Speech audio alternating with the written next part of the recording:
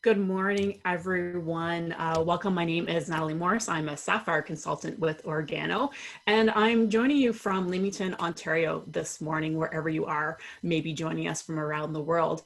And I want to take some time today in this Working from Home Wednesday to really talk about scheduling. So this presentation is going to be very useful and valuable for you, whether you are just adapting to working from home and this is all new for you and you're not sure, you're feeling a little lost or confused how to make it all work, or you've already been working from home for maybe a very long time, maybe a few years. I'm going to share some things today that you will find useful and valuable to make your day a little more efficient and possibly a little more effective going forward. So with that being said, let's get right to it. So today I want to focus on scheduling and maximizing your time and your efficiencies, because working from home does bring unique challenges. It brings distractions that maybe haven't happened when you were working in a workspace outside of the home. And then there's transitions where everyone's roles are shifting and changing, and everyone else in your environment has to adapt and get used to those new roles as well. So there's a lot of considerations, whether, again, working from home is new for you, or this has been something you've been doing for a long time, but now there's been extra layers added into it, because I'm sure everyone watching this, your schedule has changed in the last 6 months, and the things you need to do on a regular basis have changed. So it's a really good time to reevaluate what's working and maybe what's not. So I really want you to start with being grateful that everyone is safe at home. If you have, especially if you have young children at home, things are very, very stressful right now. So I want you to start with being grateful that everyone is safe at home. And if you can just have that one thought and reframe the whole situation, you can change your whole day and your whole week. So yes, there's new challenges with the children being home, but I'm grateful that they are home and safe. Okay.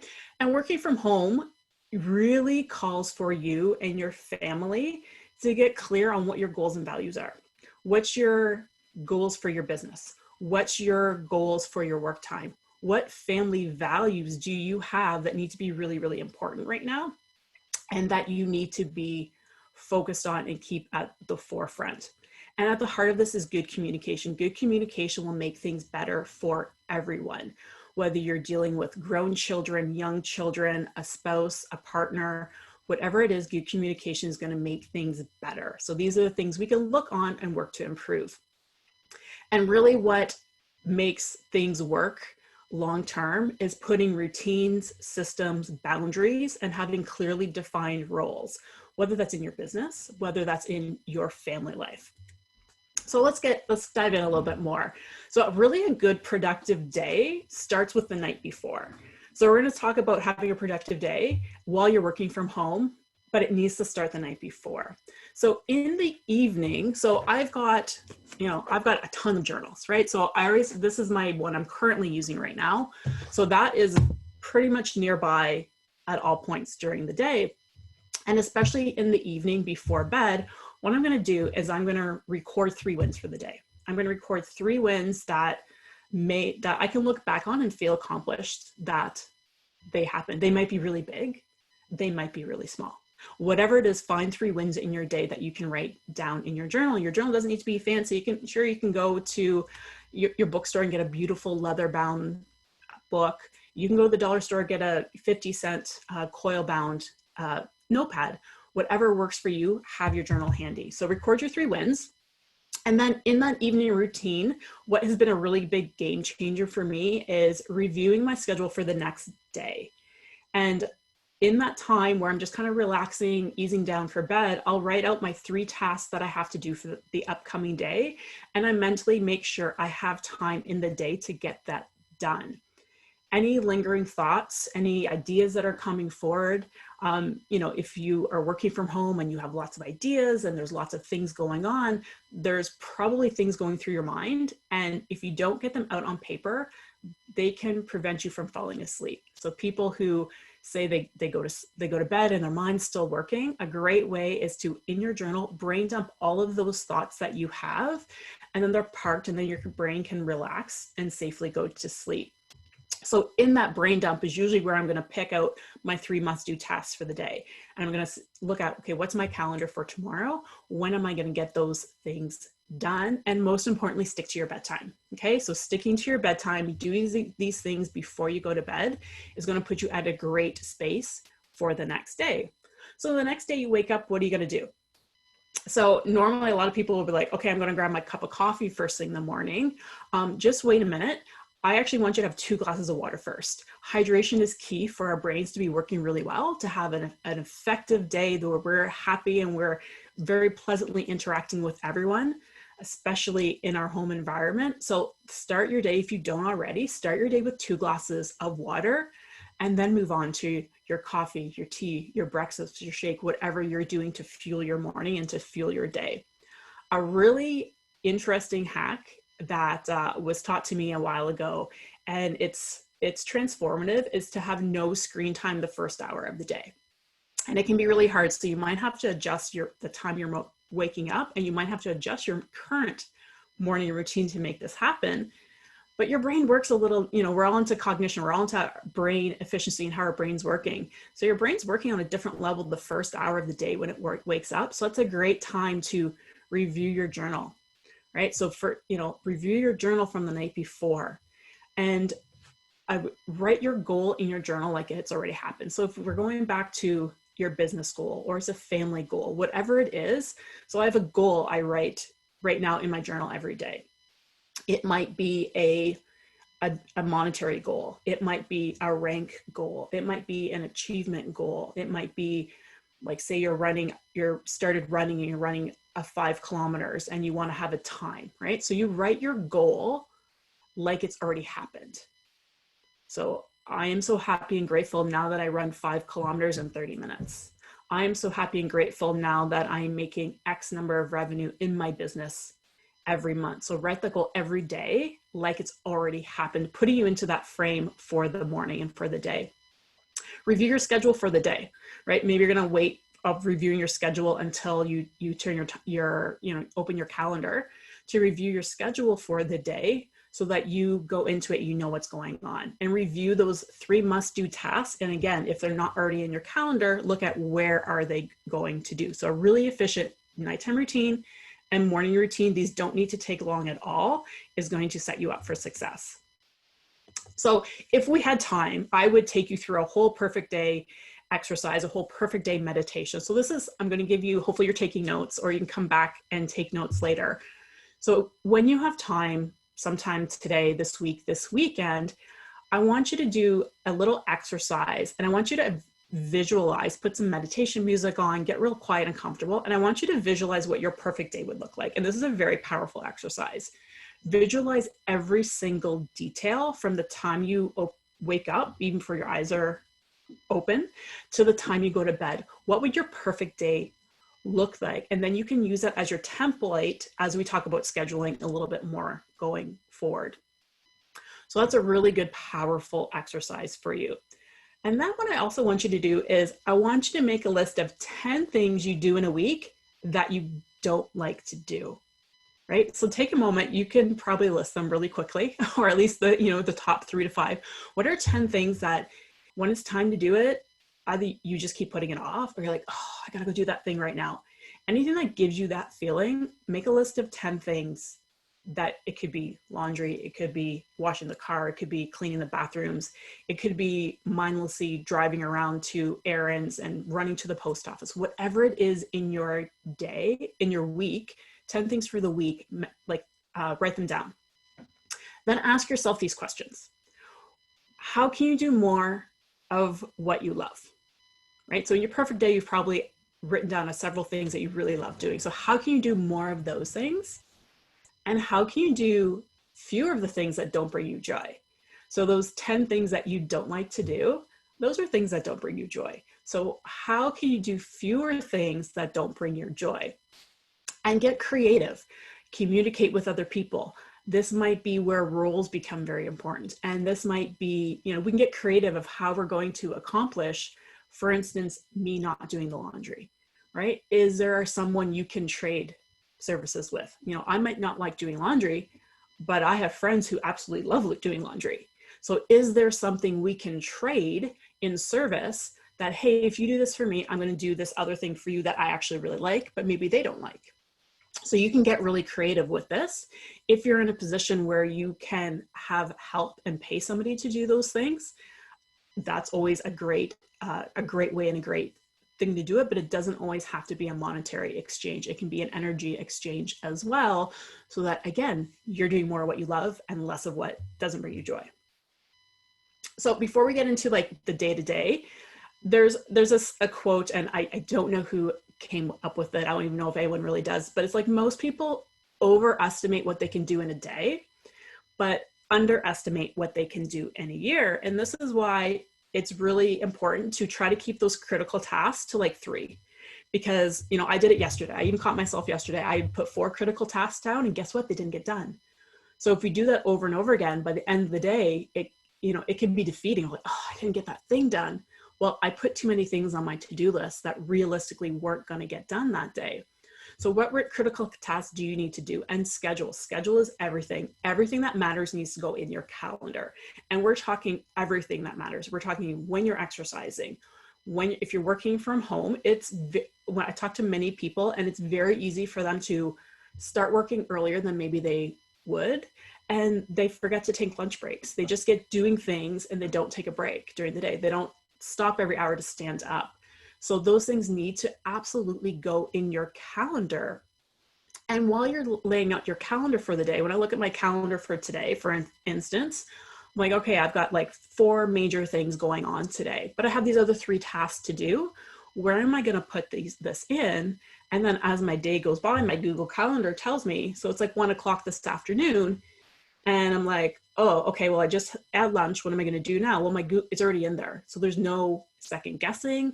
There's no, okay, I'm messaging 10 people right now. And then I'm going to take that half hour, an hour, whatever it is, to follow up in the emails or the messages that I need to do, because I've put that into my calendar. So your DMO, your daily method of operation, your critical tasks you do on a regular basis. So like I have another list here, which you can't see, but I have my things that I need to do on a daily basis, my weekly task and my monthly task. So these things are on my desk pretty much at all times. So every day I'm like, okay, what are the things that need to do every day? And where am I going to do it in my calendar? If I'm working on a project, I have project time in my calendar. So again, when things happen at 4 o'clock in the afternoon, you're a little tired, your energy's starting to wane, you're not really sure what to do. Okay, well, it's already in my calendar what I'm supposed to do right now. So it keeps you focused and makes your day really, really productive. Okay, so schedule in when you're going to do cognition. When are you going to do it? It's 6 minutes, but you need to put it in your schedule, because if you don't put it in your schedule, then something else is going to crowd that time in. Someone's going to send you a message. You're going to get a phone call that, hey, do this thing. And you will, okay, I'll do it later. And you may or may not. So it's 6 minutes. Figure out when you're going to schedule that into your calendar. And this is going to optimize your day. Setting your stage for success. So I want to talk about environment here. So this is like your physical environment. So the physical environment of your space. So your environment absolutely matters for your energy level, for your mood, for your vibration. It absolutely matters. So take a few moments and do what you need to do. Do you need to declutter your desk? Create a workspace that you're excited to spend time in, right? So maybe you haven't been working from home before, and now you are working from home. And, maybe you don't have an office, but that's fine. But what's going to be your dedicated workspace? I know a lot of people have had to get really, really creative. Like I know people who have cleaned out walk-in closets and made that their mini office. Or they've set up, this background that you see here, this is a Zoom virtual background, right? So this isn't my house that you see, but I feel like completely different delivering this presentation for you because I know it looks really, really good. But I have other things in the environment that you can't see that make this a really good space for me to work in. So you might have to get creative. You might just have a table, in a corner in a place somewhere that is your workspace. Make it beautiful, make it comforting or calm, or maybe you need an energizing workspace. What are the things you need to have that you're excited and you can do the work you need to do? So have dedicated space for things like shipping and products, right? So you can't see, but I have a shelf right over here that has all my envelopes and has my stamps and has my little cards that I'm going to write a hand note in. I have a dedicated space, so it's all there and contained. So when I have the time, so when I go to my calendar and it's Tuesday at 10 o'clock, where it's, okay, now I'm prepping things that need to go in the mail, my time is much more efficient because everything is there. I know where my packing tape is. I know where my stamps are. I know where my scissors are. Everything is there. It can get done really, really quickly. So have the tools you need and block out distractions. This is a huge one when you're working from home, especially if when it's new, you're not used to it. And there's maybe more people in the house than there used to be. Okay, so block out distractions as best you can.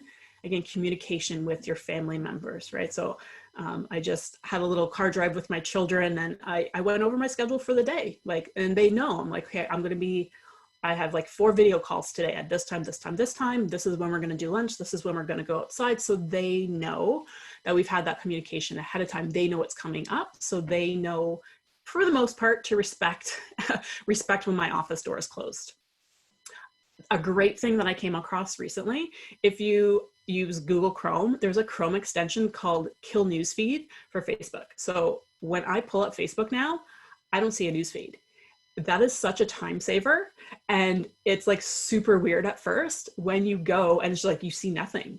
You see nothing. So there's no reason to scroll. There's no reason to click. You will save minutes here and there throughout the day, and your brain's not going to get as tired. That is huge. So if you use on a laptop, if you have Chrome, look for the app Kill Newsfeed. This will revolutionize your time. You still get your notifications. You can still see everything when you go to a group, but you're not going to get sucked into somebody else's time commitments for you. Put your phone away. So when you're working, unless, if you're not messaging someone, if you're not like on the phone or emailing someone, put your phone away. Like if I'm writing something, doing on a project that I need my focus on, my phone is off, the notifications are off, I don't hear anything. So I can just focus on whatever it is, like the half hour I've scheduled to work on, put together these slides, for example. Nothing else is distracting me for that half hour because I've turned off the other distractions. I've shut off the Facebook tab altogether, so I'm not going to hear any dings. I'm just going to focus on this. That's going to increase your work efficiency. So we're wrapping up our time here.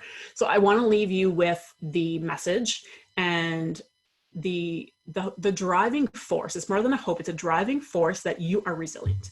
And in this time, we all are being called to build our resiliency. And what better way to do that from the comfort of our own homes? What better way to do that with less travel time, with being in an environment we have more control over? We're blessed. We're blessed to be able to work from home. I feel so anyway. So use this time to really fortify yourself, right? Again, there's going to be more things on my plate in September once the children are, we're going to probably do at-home learning. But that's one more thing we've had a break for the last 2 months. We've had one less thing to put in our day. So I'm going to need to fortify myself, right? So we're going to need to reset our minds and emotions every day with sleep. We're going to focus on hydration. Hydration is so critical. Don't forget to have that water. Don't forget to have your water with you at all time to keep your hydration up. Let's use the superfoods we have available to us. Super nutrition throughout the day is going to keep us resilient and focusing well. Move your body. Move your body every day. Joyful movement every day, 30 minutes. Whatever that is for you, this makes you resilient in the long term because we don't know what's coming, but we can be prepared and we can be resilient. And connection time. So that's connection time. Again, make sure this is part of your week. Make sure it's part of your day. Connection time with your family, connection time with nature, and connection time with source. And work on getting yourself even better, no matter how great you are. I know there's people on this call right now who are doing amazing things, who are super healthy, super fit, super on their game, but we can all do even better. And that's why you're here. So continue to fuel your mind, body, and spirit. Acknowledge the good work you're doing. That's why you're going to write your 3 wins in your journal every day, to acknowledge the good work you are doing. It's going to train your mind to think of the positive and focus on that. Work with a coach or your mentor, the people in your life who are doing great things. Work with them so that you can keep improving and allow room for growth And most of all, in this time more than ever, give yourself and others grace. So I thank you for everyone for taking the time out of your morning or whenever you're watching the recording of this to joining me for a little different insight of working from home Wednesday. If you have any questions in the comments, please leave them in the Facebook feed in the OG Academy. And if you have any questions or anything, I will be happy to go in and answer those later today. But my calendar is pretty full for today, so it'll be later this evening, but I'll get back to any questions or comments that you do have. Thank you so much for this opportunity. I was happy to spend some time with you today. Everybody have a beautiful, beautiful day.